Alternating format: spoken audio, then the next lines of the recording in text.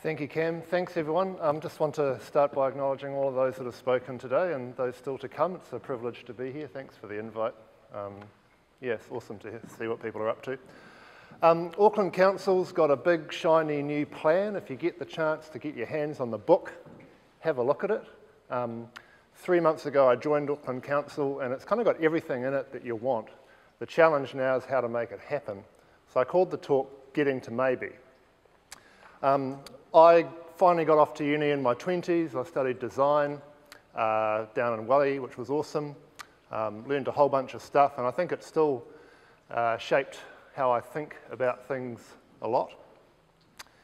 I didn't end up practicing as a designer. I worked at Te Papa for a year when that was being put together, which was great, but ended up being a teacher. So my first career was as a university lecturer in Wellington. Did that for 8 years, did a master's in education along the way, and got very interested in how young people transform their identity from people who don't know into people who do know.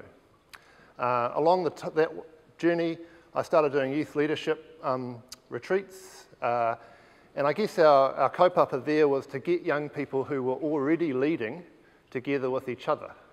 So we weren't really putting too much on the table except providing a space where they could come together and learn from each other.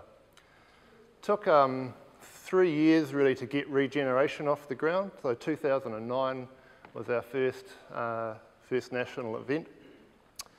And it's still going, and we have a big week-long summer camp every year. It's good times.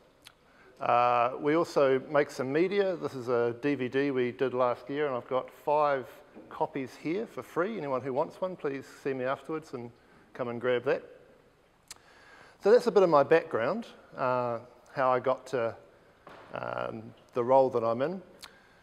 We also put together some events a bit like this. We did conventions beginning of this year in Auckland and Christchurch and had about 400, 500 people come along to those, which was great. Similar format, just people sharing all the great stuff that's happening. I think we do a pretty crappy job of celebrating the good things that happen in New Zealand. It's really easy to pull stuff down. Anyway, Auckland Council asked me to come on board and work with them around this idea of social entrepreneurship. So you're probably all pretty familiar with business entrepreneurship or maybe technical innovation, but the thing that I'm really interested in is how we innovate socially. This is my definition. There's heaps of others, but it's a nice, simple, short one.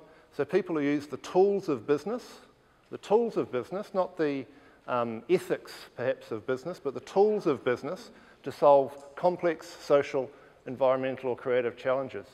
So you may know we have a housing crisis in New Zealand. Here's Brian Donnelly, New Zealand Housing Foundation. Those guys have built over 700 houses in the last 8 or 9 years, and they have a staff of 3 or 4 people. So obviously they don't build the houses, but they build the relationships that make those houses possible. One of my whangaunga, Jeff Chappell, Tararoa, a walkway the length of New Zealand. It's taken them about 15 years, but they've got 3,000 kilometres of walkway, and that's taken over 100 partnerships, iwi, private sector, central government, and 75 local governments. Imagine trying to line up 75 local governments to get what you want done. Cliff Colquhoun up in Kaitaia, he's created over six businesses employing over 70 people in that little town. It's taken 20 years to do that. The new waste plan we have in Auckland hopefully is going to make that possible here, so watch that space. Mini Baragwanath, really interesting new initiative, as I understand it from the outside, not so much about service provision as culture change. It's quite a different way to approach the stuff that we're working on. Jonathan Gray down at Middlemore, come over from Wales to set up a health innovation hub. $10 million, they built it in the doctor's car park, pissed all the doctors off, no end. But that's their commitment to doing it differently. And Middlemore seeing the writing on the wall and saying, we've got to innovate our way out of this because we're going to get swamped. So many of the challenges that we're working on are going to play out in our lifetime. Ina Michael doing a great job bringing the Cook Islands communities, different organisations together under one umbrella down south. Very much early days for those guys, but I think that's really going to fly. Many of you all know Sonia, Cam's mentor and boss at Youth. As I understand it, doing a similar thing through the Cube project, trying to get people working together. It's not easy. It's not straightforward. There are significant challenges in all of this stuff, but that's what makes it great. And I recently met Pat Snedden, who's the chair of the Manaia Education Trust down in GI. So, you know, one laptop per child in Africa, well, how about we do that here with some of our most disadvantaged young people? And they're doing awesome stuff. They've got a film festival and things that they're working on there.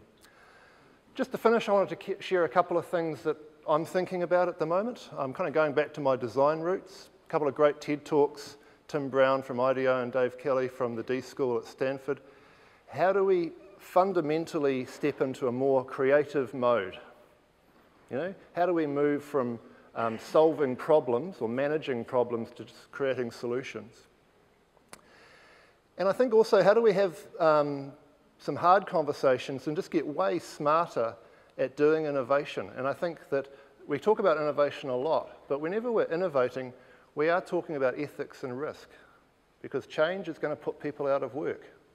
Hopefully it's going to create new jobs as well, but we need to be straight up with each other and ourselves about the implications of change. So ethics and risk are the two things that I'm spending quite a bit of my time thinking about. Auckland Council's got the goal of helping Auckland become the world's most livable city. Some significant challenges to achieving that, but hopefully we're getting closer to maybe. So, thank you.